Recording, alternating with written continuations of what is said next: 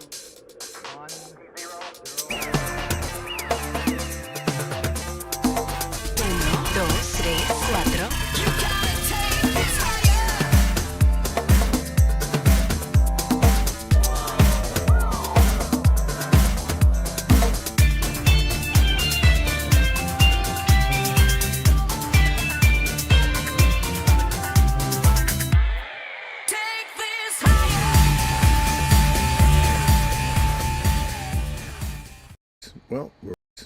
We're well into the year.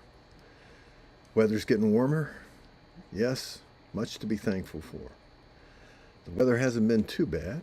A little bit of rain here and there, which, kind of need that for the flowers to bloom. And, if the grass would grow a little slower, that would be helpful. But good time of year. All the trees that bloom, so many things that we can appreciate in terms of God's creation and the beauty of it. I haven't done this in a while. I was down for a few days. Actually spent 3 days recuperating from whatever it was that I had. It wasn't COVID. I was tested. Headache, body ache, fever. Yep, general lack of motivation. Did work from home, but it wasn't what it would have been. Didn't have the stomach issues, which I want to tell you that's a very important thing for me. Don't like the stomach issues. Anyway, I want you to think I've been listening to various podcasts, and one of the podcasts recently was a person who's what they call an evolutionary biologist. Now, there's many of them today. They've kind of branched into the realm of biology, and they've branched into the realm of sociology. And they're trying to answer the questions of how man got to where we are in terms of social structure, culture, the many aspects. And one of those elements is why we even believe. Why do we believe anything? And one of the elements that makes us unique as human beings is the fact that we can imagine. We can think about not only the present. You can say that there are certain animals that are more cognizant than others. They may be able to remember, for example, the past to a small degree. I doubt any can project or even begin to project. If we're going to do a story like a Disney story, we have to give them human attributes. We have to give them traits that would allow them to speak and think and project as we do. This is a human trait. It sets us apart, puts us at the top of the order.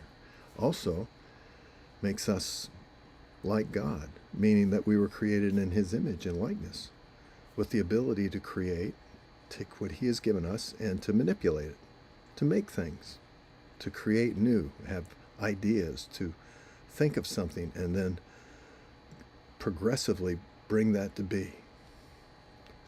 That's what makes us unique. That's why we're special. And by the way, that's also why we're accountable for what happens in terms of the earth. Because we were meant to be stewards of God's creation. But I want you to just take a moment and think.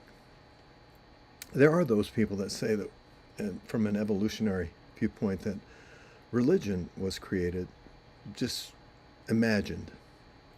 It had to evolve.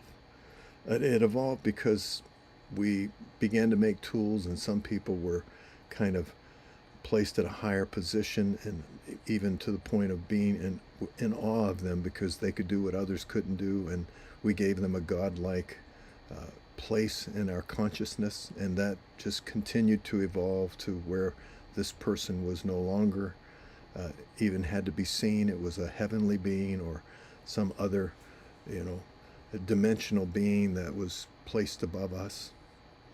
We imagined it. And that we all, throughout the world, have imagined these things for one basic reason, is that it would keep us in order. In other words, we would have to have some degree of accountability, that these were people that ultimately we would have to reverence, respect, and we would, by virtue of that reverence and respect, it would adjust our behavior. I just want you to think for a moment of how's that going. It hasn't really worked, has it?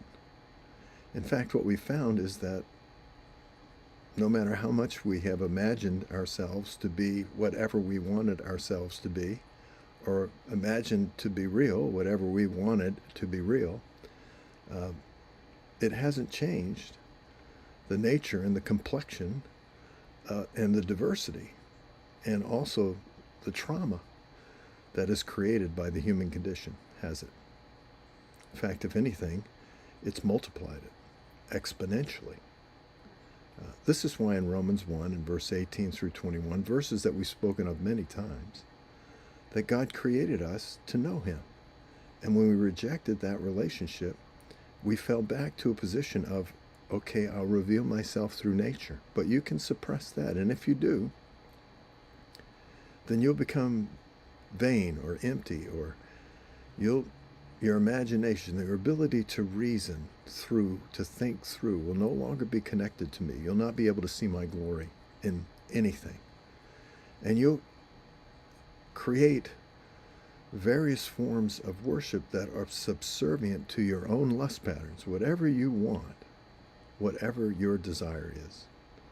And the ultimate end of this will be not only the perversion, but the destruction of other human beings and also yourself. Do we not see this everywhere? Is this not part of the human condition?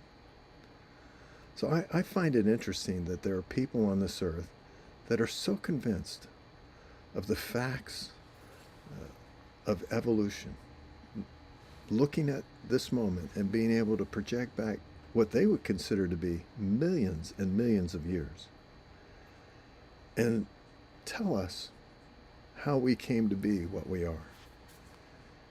And I don't know.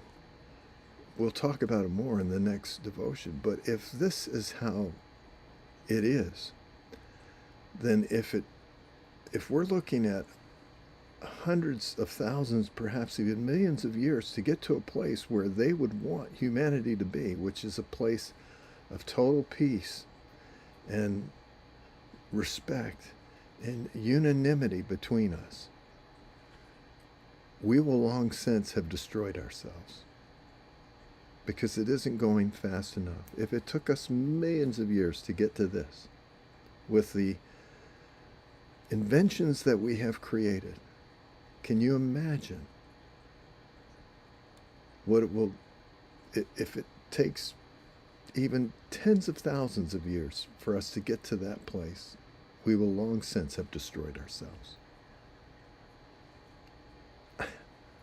I hate to say it, but it's easier for me to believe that the problem that we have as humans is that we were created in the image and likeness of God, and we fell.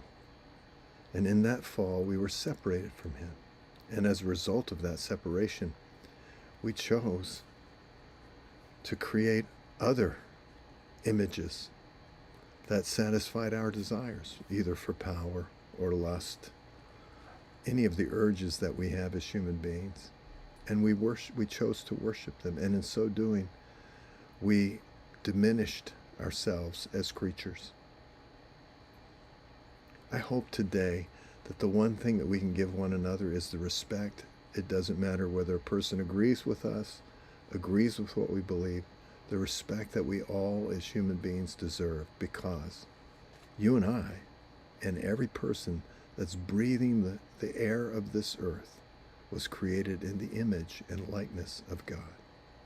And therefore, it's to be respected. Till next time, friends, God bless you.